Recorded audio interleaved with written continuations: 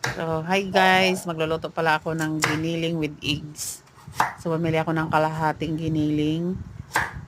Tapos, isang carrots lang na malaki, isang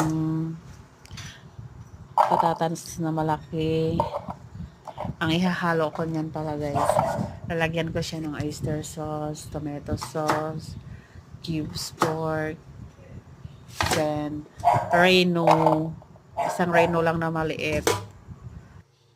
Tapos ang gawin ko dyan, hiwa-hiwain ko yung mga carrots, patatas, tapos gawin ko siyang blender para hindi na ako maghiwa ng liit-liit bayan ng ganyan. Madali na lang ito lutuin kasi mapino na. Kaya, ayun, tapos lagyan ko siya ng eggs. Sarap.